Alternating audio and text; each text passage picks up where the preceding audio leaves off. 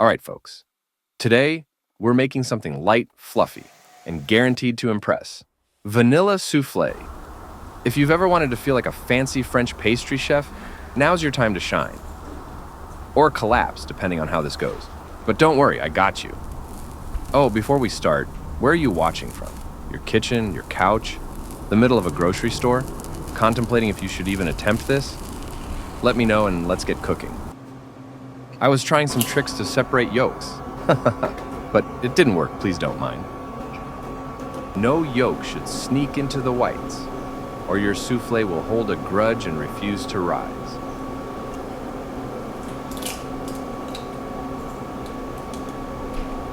To the yolks, add 1 tablespoon of sugar and a splash of milk.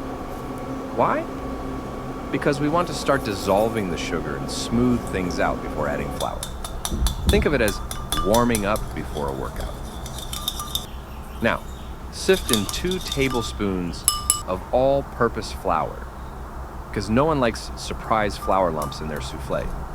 Mix well, then gradually add 1/2 cup of milk, stirring until everything is smooth and lump-free. This is our soufflé base. Treat it with love. Transfer this mixture to a saucepan over medium heat. Stir continuously, yes, continuously, unless you're aiming for vanilla-flavored scrambled eggs. Once it thickens into a smooth custard, remove from heat and add a bit of butter and vanilla essence. Stir well, cover it, and pop it in the fridge for 30 minutes. Patience, my friend. Great things take time. Now take your chilled yolk mixture and give it a quick mix to loosen it up. Time for the drama. Whipping egg whites. In a clean bowl, add your egg whites and a teaspoon of lemon juice. This helps stabilize the meringue. Science is our friend. Start whipping, then gradually add sugar in 3 intervals until you get stiff peaks. If you flip the bowl over your head and nothing falls, congratulations. You're a soufflé master. If it does fall, well, time to wash your hair. Now, the sacred rule, fold, don't stir. Take 1/3 of the meringue and mix it into the yolk mixture to lighten it up. Then, gently fold in the rest using a spatula, making big, soft movements.